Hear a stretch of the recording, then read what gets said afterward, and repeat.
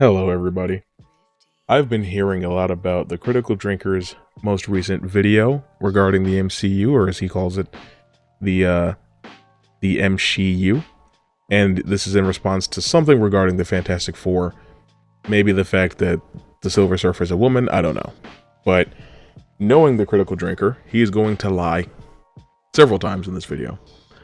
So, in the interest of being critical but telling the truth while doing so, let's watch this video together and see how many times he lies, jumps the gun, or exaggerates for dramatic effect.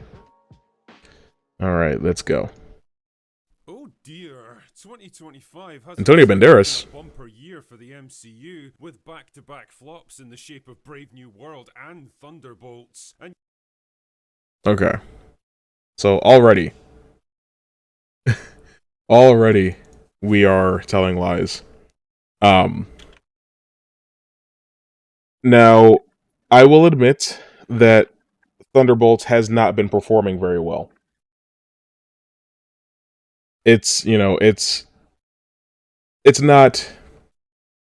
I mean, there's just no way around it. It has not been performing extraordinarily well. It looks like it's going to be a pretty big loss for Marvel, which is unfortunate because it is, generally considered to be probably the best MCU movie in the last 5 years. But I think it's a little ridiculous to say that Captain America: Brave New World was also a flop. I'm sorry for the way that I'm speaking. I'm trying to prove a point here. Because yeah, it wasn't. It didn't make a huge, crazy, ridiculous amount of money. $415 million is still pretty successful, though. But I do want to compare it to Captain America: The First Avenger. This is the lowest grossing Captain America movie. And it's about Steve. And if you want to compare them to their budgets, Captain America: The First Avenger had a budget of $140 million. Is what the estimate is. That's fine. And Captain America: Brave New World had a budget of around $180 million. So yes, the First Avenger was a little cheaper to make, but still a lower box office yield than Brave New World. I don't see why one is considered a failure but not the other. Actually, yes, I do. Yes, I do. I do know why. But whatever. Let's continue. yes, with less than 400 million at the global box office and its theatrical run all but over, even the most die-hard shills have been forced to concede that Thunderbolts is absolutely a flop. And Why do you have to be a shill to have liked Thunderbolts? Here, I want to do something. I want to show you guys something. Can I open this in a new tab? Hell yeah. we often talk. Get out of my face. Okay. He likes Final Destination Bloodlines. Doesn't he know that's got a female main character? Anyway. Why is Donald Trump in the thumbnail? What am I looking for? Where's his Thunderbolts video? There it is. Out of all the Marvel. Okay. So, that's not a great like to view ratio. So, let's look at these comments. I can't understand why the channel gets heat sometimes. This review seriously sounded like unnecessary hating. This movie was fun, like those older MCU movies. Surprised how negative Drinker is about Thunderbolts. I thought it was fairly decent. I think the Drinkers had way too much to drink, guys. That doesn't equal humor coming from the guy who ends every sentence like he's in the middle of forcing his shit. I think we've seen a different movie as it wasn't bad at all. It's done a good job with the characters and especially Sentry. Totally disagree. I went in expecting it to be weak. I'm sick of all the Marvel movies in general, but I gave it a shot and was surprised that it's actually a really good movie. Much deeper meaning and better plot with good acting. It's nice to see so many people disagree with the Drinker here, and I'm one of them this time. So, the comments on his Thunderbolts review were not very kind, and he seems to still be a little butthurt about that. He did not like Thunderbolts, and apparently he doesn't like that other people did like Thunderbolts. And he's still fuming about that. We're only 30 seconds into this video, and I'm 5 minutes into the recording. Jesus Christ. Call me crazy here, but something tells me that Ironheart isn't going to turn things around for them. How do you know, though? From all, like, as far as any authority that we can put any sort of, you know, credentials to, none of the Marvel shows have really been a failure. People are watching them. They just haven't really been too well received, but people are watching them. You've bitten off a hell of a lot more than you can chew. I could chew a lot. That means that everything now rests on the Fantastic Four, the third attempt in the past 20 years to make Marvel's first family work on the big screen. And I think it's fair to say things aren't that's exactly really bright. well for them. I mean, it started out well enough. The first trailer came out to a mostly decent reception that actually generated some positive buzz for a change. Imagine then nothing's changed since then. People were appreciating the comic-accurate costumes, the charming retro-futuristic 1960s aesthetic. People still appreciate that. And teamwork, and the that too. Of a Galactus that was more than just a giant cosmic space farts. Especially that. Stuff, Marvel. After half a decade of generic, forgettable slop, the MCU finally... Generic, forgettable slop while he shows Doctor Strange in the Multiverse of Madness and Loki, and a show that I didn't watch. I didn't watch Miss Marvel. But I've heard good things about it from people that actually did. Sam Raimi directed Doctor Strange in the Multiverse of Madness. I don't like that movie, but it is the furthest thing from generic. That's one of the only movies in Phase 4 besides Thunderbolts and Black Panther Wakanda Forever. Well, okay, let me rephrase. It's one of the movies in Phase 4 that had the most individual artistic flair.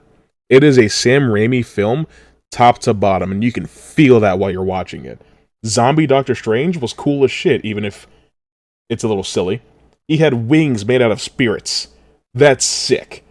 You know, the way that they would transition from one shot to the, or from one scene to the next, pretty damn cool. The POV camera towards the end of the movie, pretty damn cool. The Doctor Stranges fighting each other with music notes, pretty damn cool. Again, I don't like the movie, but it was not generic.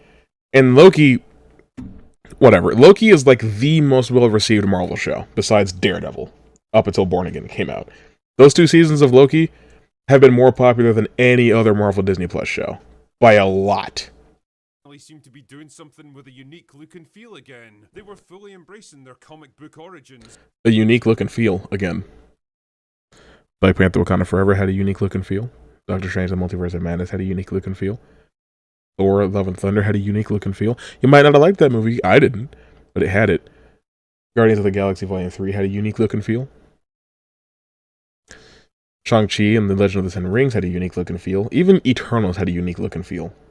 Most of Phase 4 had a unique look and feel, even if you didn't like it. Goofy costumes and all, instead of trying to make everything look cool and slick and modern. It does look cool and slick, though. After a century of failed attempts, someone might actually do justice to the Fantastic Four. But leave it to Marvel to snatch defeat from the jaws of victory. The problem started out small at first, like the casting of Reed Richards, which turned out to be trickier than expected. Apparently, the studio approached at least 3 other actors to play Reed, and they all turned it down. But why would they do such a thing? Who in their right mind would turn their back on a leading role in a big-budget Marvel movie with a huge paycheck at the end of it? Well, if I was a cynical man, I'd say it's because they wrote Reed... If he was a cynical man. ...to be a weak, cowardly pussy who gets bossed around by his far more powerful and assertive wife for most of the movie, and the pussy who gets bossed... Well, if I was a cynical man, I'd say it's because they wrote Reed to be a weak, cowardly pussy who gets bossed around by his far more powerful and assertive wife for most of the movie, and the leading men of Hollywood are getting almost as tired of playing characters like that as we are of watching them. I don't know if you guys knew this, but the Critical Drinker's from the future. And he's actually seen the movie, and he can tell you how Reed Richards is written. Yeah, he has insider knowledge that the rest of us could only imagine. I'm sorry to pause it on this clip from Team America. That this clip from Team America, anyway. I would love some sort of proof that these three actors turned down the role because of wokeness. Because the reports that I've heard were that David Tennant really wanted to play Mr. Fantastic, but Marvel wanted Pedro Pascal. And of course they did. Marvel wants every big company wants Pedro Pascal. You know, Disney's already got him as the Mandalorian, but as he's gotten busier, he's been less and less involved with that show. But of course, Marvel's going to want to put him in something because he's got crazy star power. That's why he was in Gladiator. That's why he was in The Last of Us. He's just getting more and more popular. And it's entirely fair to be sick of seeing him all the time. But he's not a bad actor. That's why he's in such high demand. He's a damn good performer.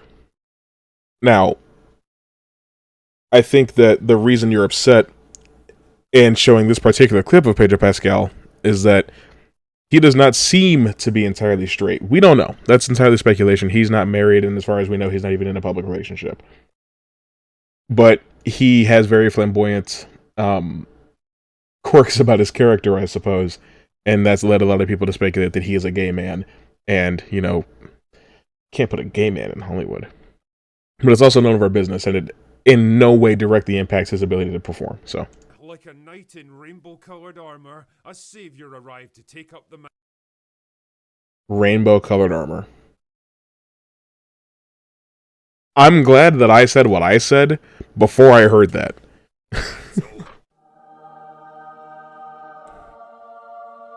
That's right, it was Pedro, I'll appear in literally anything Pascal, an actor that clearly saw the meme about him taking on far too many roles and said, "More!" But hey, who knows? Maybe Pedro would buck the career-long trend of taking on high-profile but inappropriate roles and deliver an absolutely killer performance as Reed. High-profile but inappropriate. Where? How? What? Was it inappropriate for him to play Joel? Was it inappropriate for him to play Maxwell Lord? I don't think anybody really cares. Wonder Woman 1984 has got a lot wrong with it, but I didn't hear anybody say that Pedro Pascal shouldn't have played Max Lord. And, yeah, people were memeing him playing Joel because it's the same type of character as the Mandalorian, but it's like, was he bad in that show? I really don't think so. What makes it inappropriate? Oh, because he's not white? Well, Joel Miller's from Texas. You know, there's a lot of Latinos in Texas. Like, a lot.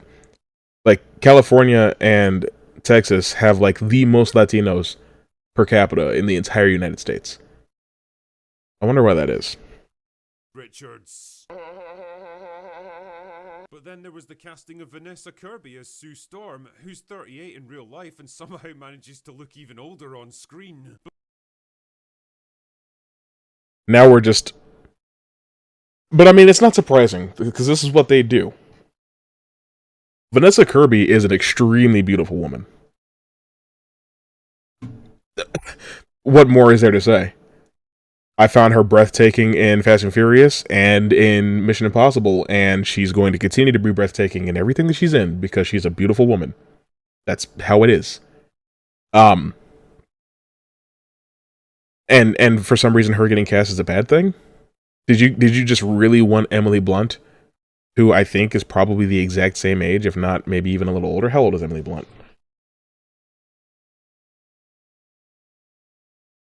Emily Blunt's 42. Jesus Christ. But, you know, Pascal is like 50, so it would have been pretty weird to pair him up with some hot young 25-year-olds. Nothing to worry about so far, so let's... It's also, why would you want the Fantastic Four to be so young? Like, I get that, like, you know, Johnny Storm was played by, like, a 28-year-old, or, like, 25-year-old or something like that, Chris Evans back in the day. But, like, for these guys to be pilots and, like, well-accomplished engineers and brilliant scientists, they need to be a little older. They should all be around their 30s, if not a little older than that. Reed has, like, permanently gray temples, for crying out loud. He's not supposed to be a young man. Why would you want him to have a super young wife? Wouldn't that be weird?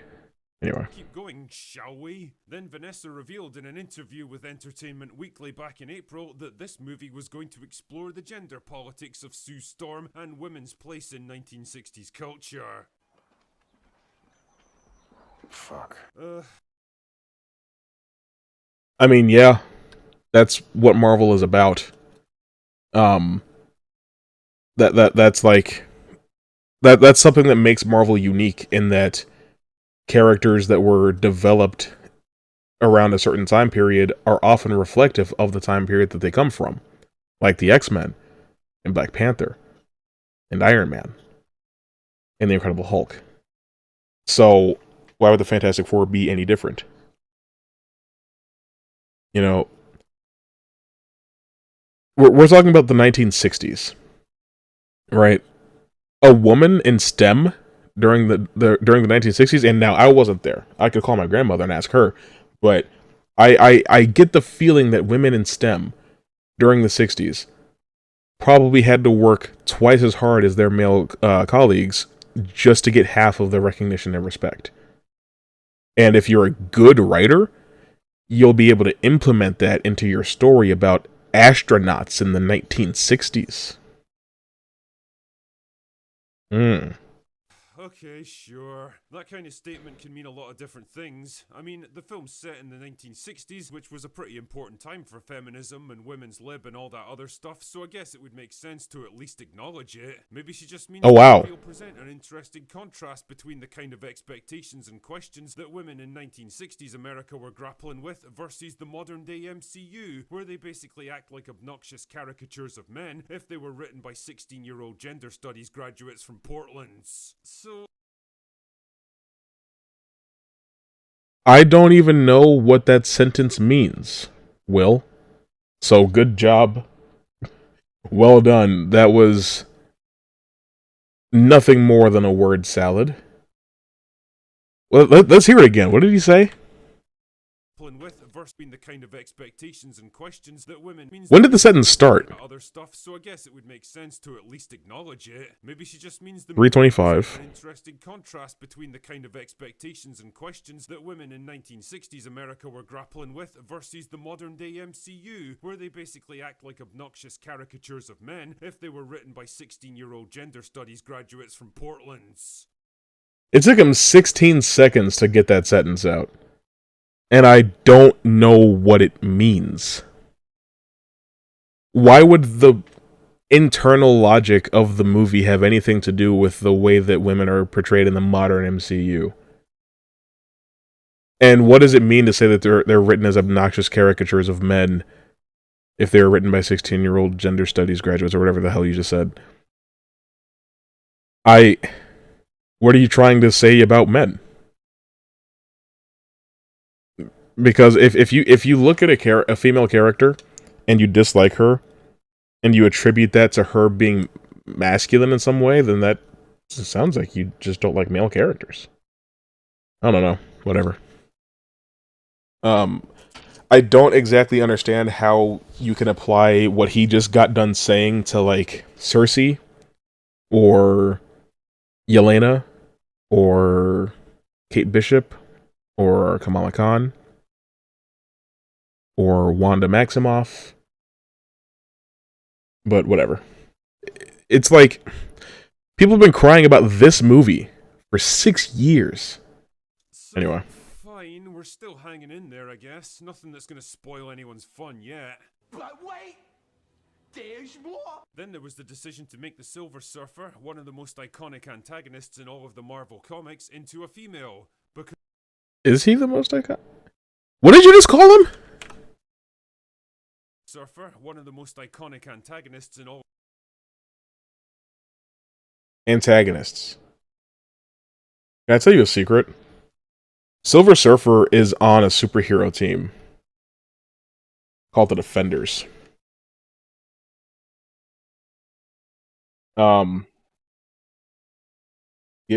Give me and Google. You know what I'm looking for. You know damn well what I'm looking for. I don't want your revamped Defenders after the Netflix show came out. I want the real Defenders.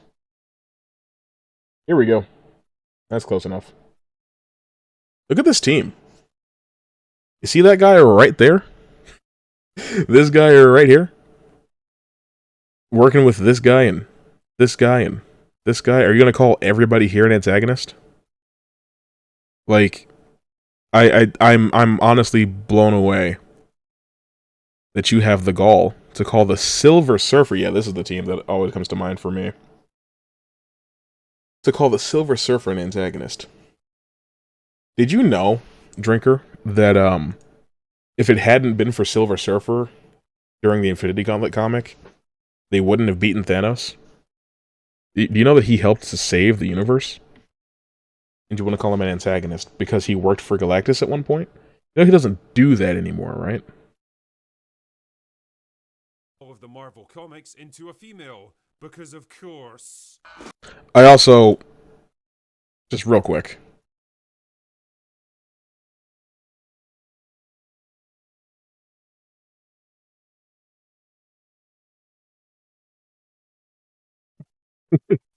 now, I understand that Alex Ross is like an incredible one-of-a-kind artist, and maybe we shouldn't use him as a standard, but what I'm trying to communicate is that Shala Bal is not new. She is not the first.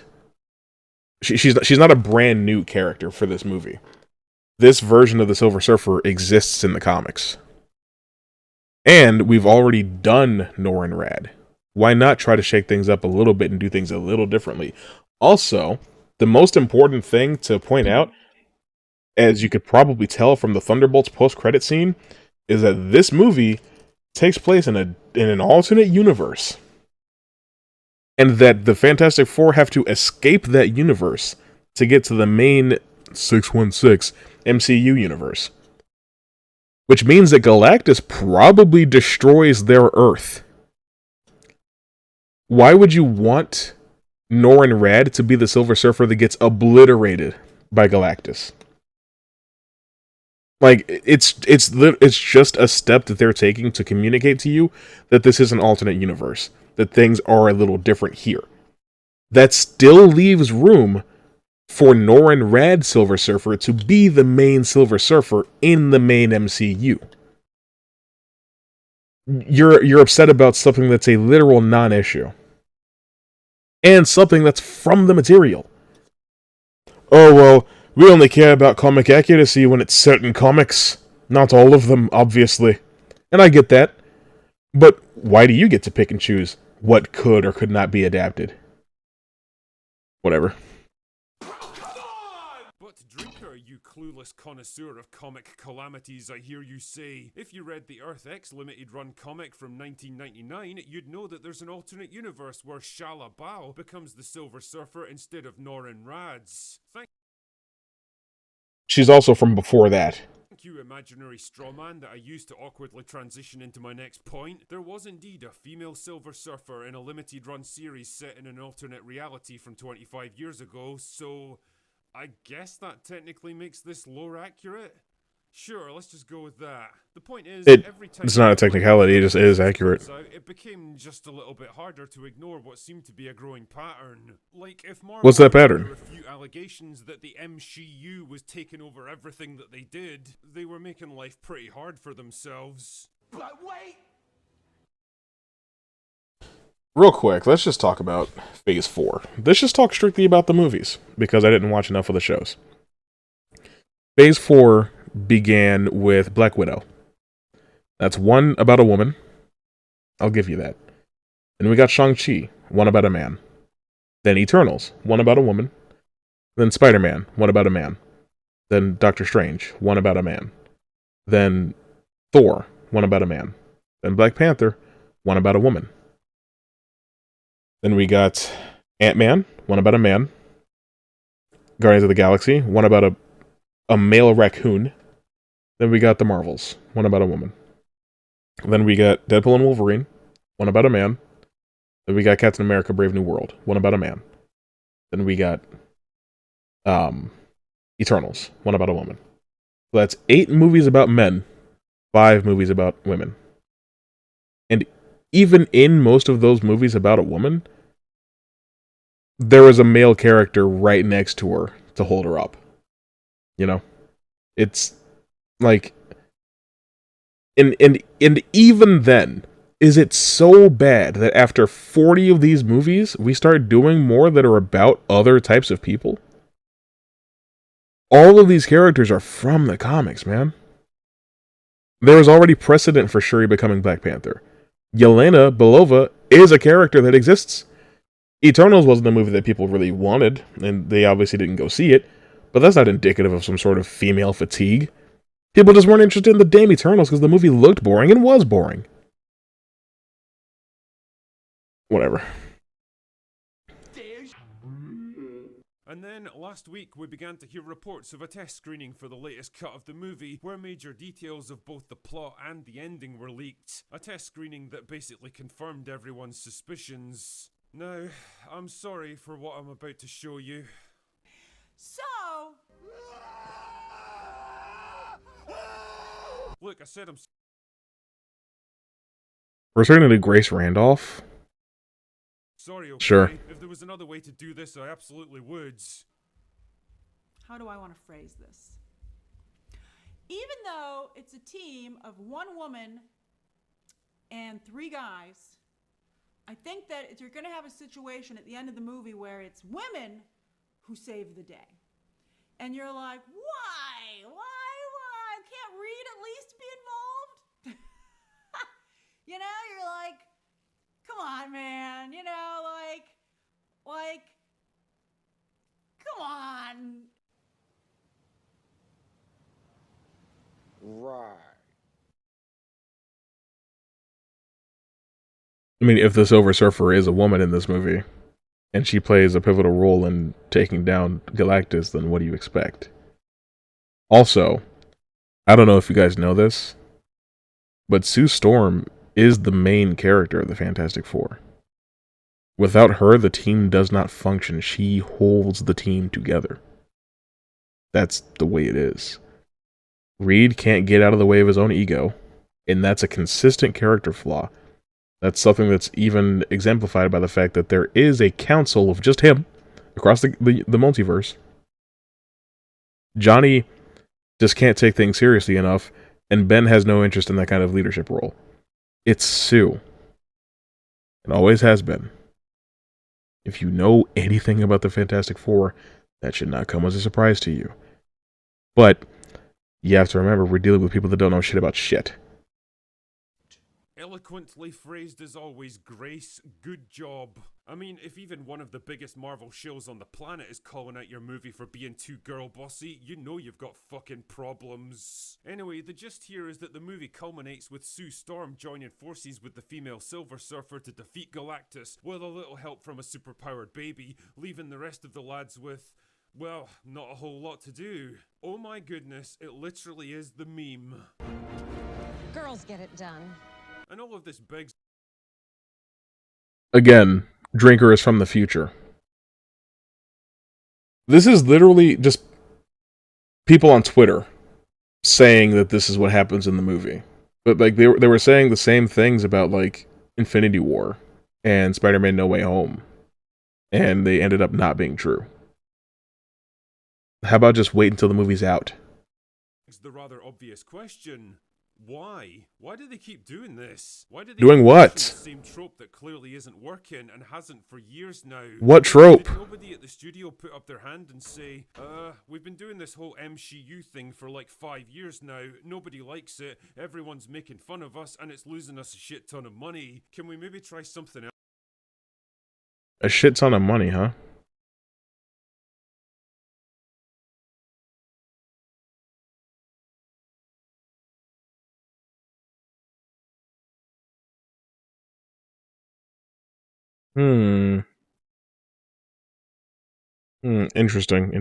Interesting. Um.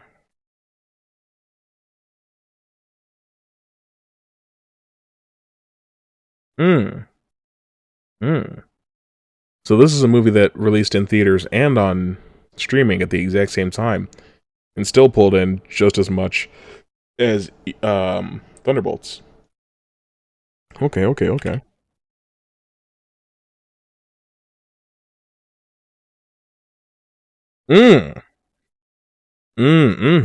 Okay.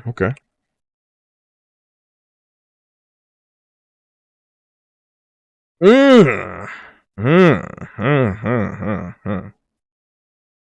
Mm.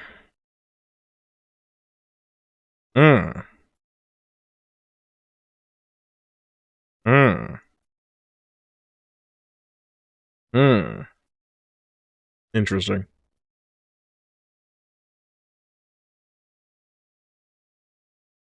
Hmm.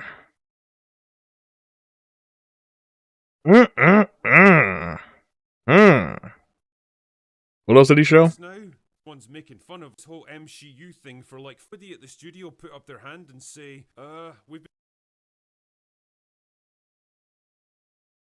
Now, I'm willing to be proven wrong on She-Hulk. I actually haven't looked at the score before. Not entirely surprised, but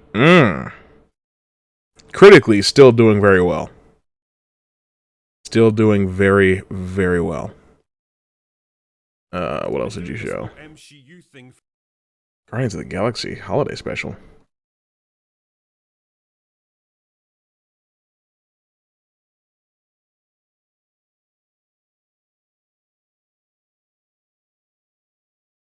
Mm,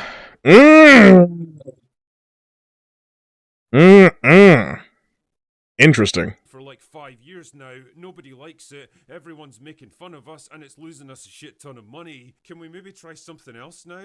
We keep making. So, hopefully what I've demonstrated is that they're still making money, and people still like it. For the most part, you know. Oh, Jesus Christ, I'm so sorry. That was not supposed to happen. Making the same movie over and over and pandering to everyone, but suddenly it's not working. Then we've got to pander harder. When I think of Marvel and their beloved girl bosses, I'm reminded. Oh, of course, of course. Girl boss? That is Mark Spector. We've got to pander harder. When I think of Marvel. But I of course forgot WandaVision. I of course forgot WandaVision.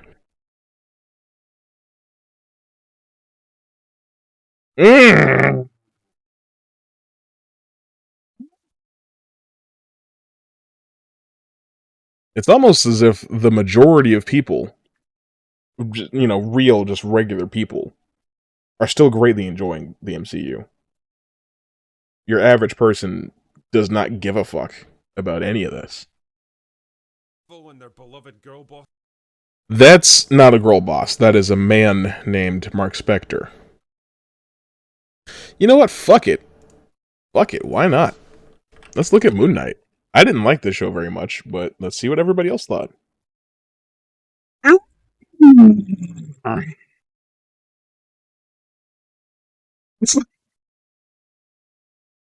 Even the stuff that I don't like is generally liked by most people. I just don't understand why we're still telling lies. I'm reminded of a junkie trying and failing to get clean. They know that what they've been doing is slowly killing them. They try hard to get away from it and find a better way of living, but some Spider-Man No Way Home.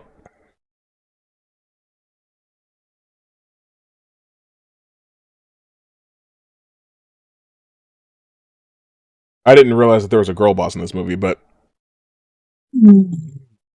best one yet. And then, of course, for good measure, because I mean, guys,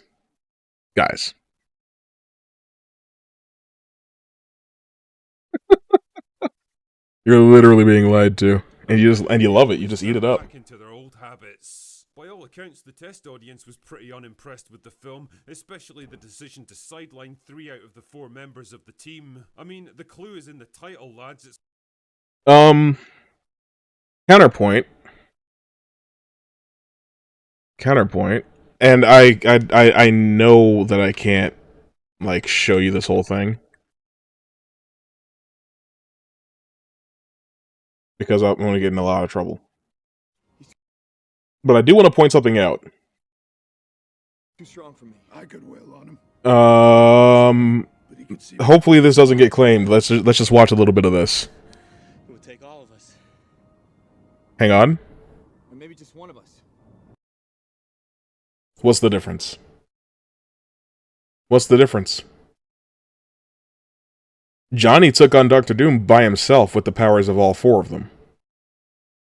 You don't complain about that. You don't even seem to remember that happening when you're talking about, well, there's 4 of them, there shouldn't just be one of them that saves the day. Why not when it's happened before? And it's actually probably the best part of that entire fucking movie. It's the closest thing we ever got to a Super Scroll. It's called the Fantastic Four, but who knows? Maybe there's still time for them to rework the ending, give the boys a chance to be heroes for a change, and ditch the girl boss who does everything trope once and for all. I hope for their sake they do, otherwise they might just find themselves with 3 flops in a row this year. My hopes, however, are not high for the It would be the Fantastic second flop in a Four. row. Anyway, that's all I've got for today. So, he lied at least a dozen times. He jumped the gun at least twice. And, exaggerated for dramatic effect countless times. So, yeah, and, you know, I know I'm a much smaller channel, and this video that I'm making won't get nearly as many views as, you know, as this video that he made. And it seems like I'm just trying to whore impressions and engagement off of him. Whatever. I really don't care about any of that perception, because it's going to come no matter what. I am perfectly fine with and willing to be critical of the MCU. I'm willing to be critical of anything. Whether it's a game, a book, a movie, or a TV show that I love, or have loved, I am more than willing to be honest and open and critical about it. But we have to be honest. We cannot base our entire argument on bad faith and straw man and imaginary outrage. Because the fact is, the next 10 movies that come out could be about strictly women. It could have all female casts and all female characters. And it would still not come close to how many movies there have been about male superheroes. Because the fact of the matter is, there just aren't as many female superheroes. And if you look at, like let's look at the, whatever. Hang on. Let's just look at the Avengers Doomsday cast. Gosh.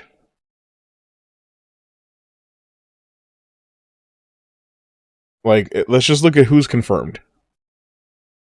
Based on the chairs. Look.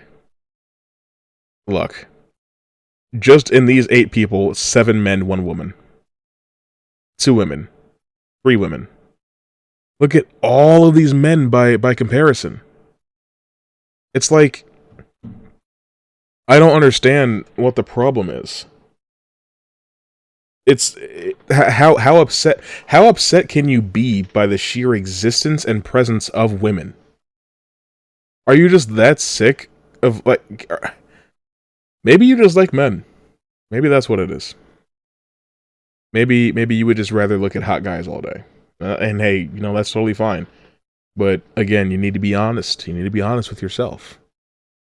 It's June. Come on out. Anyway, this went for much longer than I thought it was going to. But I'm okay with that. I'll see you guys later.